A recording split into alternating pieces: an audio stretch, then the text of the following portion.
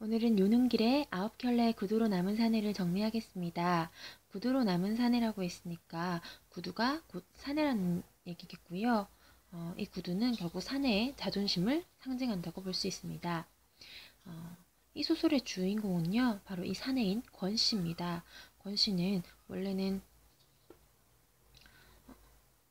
출판사에서 일을 했을 만큼 엘리트인데요. 그런 데가 땅 문제로 정부 정책에 항의하다가 주동자로 몰려서 징역을 살게 되면서 이제 가난하게 살아가게 되는 거죠. 그런데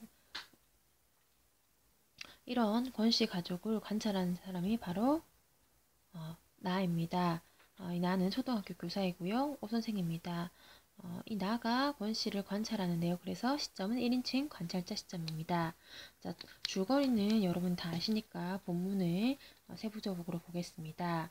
자, 오후 수업이 시작된 바로 뒤에 뜻밖에도 권씨가 나를 찾아왔습니다.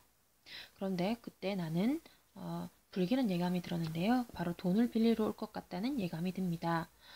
정말로 권씨는 저에게 돈을 빌리러 왔는데요. 그래서 그런지 쑥스럽고 멋쩍어서 수줍게 웃으면서 발로 그림을 그리기도 합니다. 여러분 이해본 적 있죠? 근데 그의 구두는 굉장히 반짝거립니다. 이 구두가 권씨의 자존심을 상징하는데요. 그는 자존심을 지키기 위해서 구두를 광이 날 정도로 굉장히 닦는 그런 버릇이 있습니다. 근데 이 권씨의 성격을 자존심이 강하다라고 직접적으로 얘기하지 않고 구두가 반짝거린다라고 얘기하면서 드러내기 때문에 간접적으로 성격을 드러내는 거죠.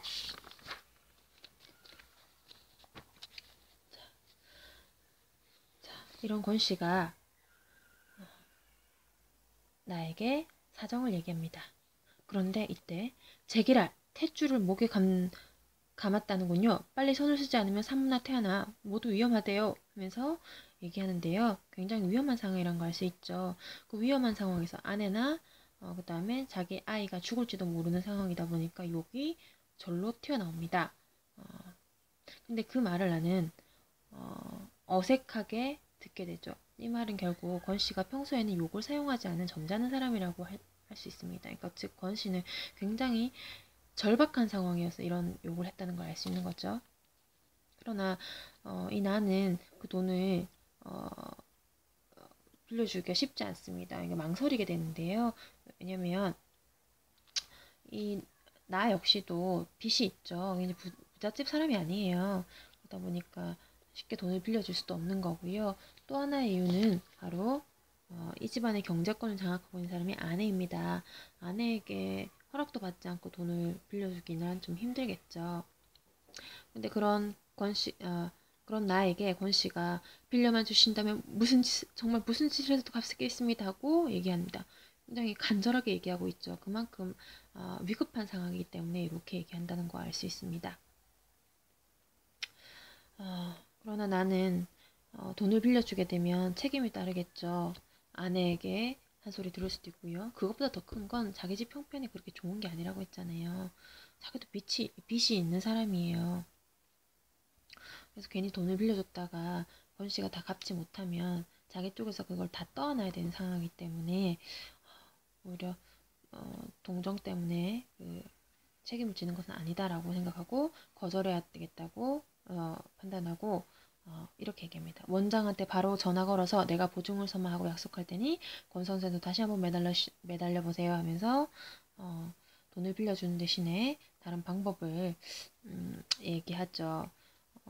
권 씨는 이 오 선생의 반응을 보고 나한테 돈을 빌려주지 않을 거라는 생각이 들어서 더 이상 자존심을 내세우지 않고 다시 수줍게 돌아갑니다. 이 수줍고 착한 성격을 드러내기 위해서 그의 착하디 착한 눈이라고 여기에 외양 묘사를 통해 이 사람의 순박한 성격을 드러내고 있습니다. 그렇지만 이 권 씨는 여전히 자존심을 잃지 않으려고 열심히 구두에 광을 내죠. 그러면서 한마디 더 붙입니다. 오 선생, 이래봬도 나 대학 나온 사람이요. 자, 돈을 자기가 너무 절박한 상황에 돈을 빌리러 갔지만 사실 이렇게 돈을 빌리러 가는 거에 대해서도 자기는 약간 자존심을 걸고 하는 일인데 그게 결국 거절당해서 상처 입었잖아요. 그래서 나는 나름 이렇게 내가 국어까지 할 정도로 그렇게 못난 사람은 아니다라는 걸 상처 입은 자존심을 회복하기 위해서 나는 그래도 잘난 사람이다. 난 공부도 했다라는 걸 좀 드러내려고 이렇게 말을 합니다. 어떻게 보면 이 말이 뭐야? 돈 빌려 와서 뭐 이런 말까지 해라고 생각할 수도 있지만 이 나는 서술자인 나는요 이렇게 얘기하는 권 씨가 완전 나체구나. 얼마나 절박하면 이 자존심 센 사람이 나한테 이렇게까지 얘기했을까라는 생각이 들어서 연민을 느낍니다. 그래서 뛰어가서 그를 부르고 싶은 충동을 느끼게 되죠. 그리고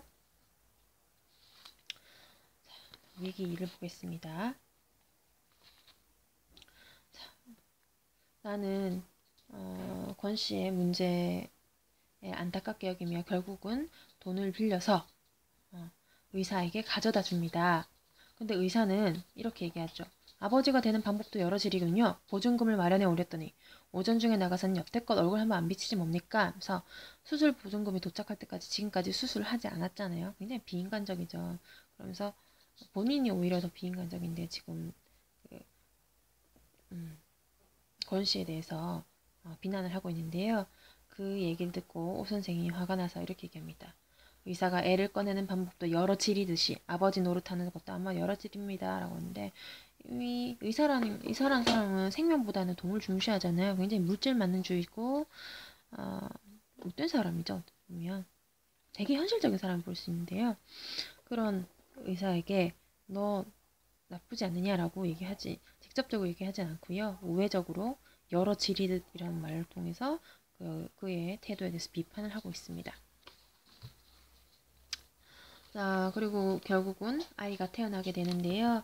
자, 이 오씨는 권 씨의 아이를 마치 내 아이인 양 태어났을 때 너무 기뻐하면서 봤습니다. 여기까지가 위기고요. 이제 절정 가겠습니다. 우리 집에 강도가 든 것은 공교롭게도 그날 밤이었다. 권 씨가 나에게 돈을 빌려온 그날 강도가 든 겁니다. 근데 이 강도의 모습을 보면요. 술 냄새가 확 풍기고요. 그 다음에 시카를 들었는데 굉장히 덜덜덜 떨고 있어요. 이 말은 결국 굉장히 긴장했다는 거고요. 그리고 강도가 초보임을 알 수 있습니다. 나는 그 모습을 알아차리죠. 굉장히 두려워하고 있다는 거. 처음부터 미역국이었다. 강도로서 자기가 미달이라는 걸 깨달았는 거죠. 나는 강도가 들어왔으니까 굉장히 무서운 척 할 만한데요. 그러지 않습니다. 오히려 강도가 시키는 대로 다 하고요. 오히려 강도를 도와주기까지 하는데요. 그런 나에게 강도는 의심을 품고 쏘아봅니다.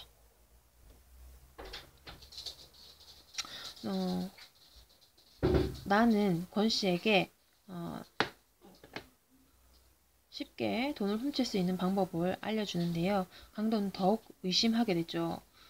보통 집에 강도가 들게 되면 되게 벌벌 떨고 무서워야 되잖아요. 그러지 않으니까 이 강도 입장에서는 자존심 엄청 상하겠죠. 여기 보면 오 선생은요. 강도가 좀 변변찮으니까 더 막 어떻게 해야 되는지 막 알려줍니다. 어디에 물건이 있는지 어떻게 훔치면 되는지 얘기를 해주는데요. 이렇게 나가 강도에게 신경질을 부른 이유는 뭐냐면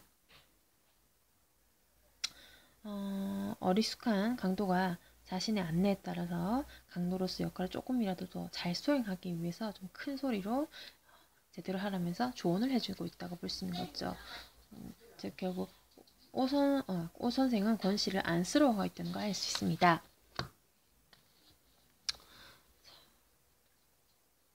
이런 부분에서도 드러나고요.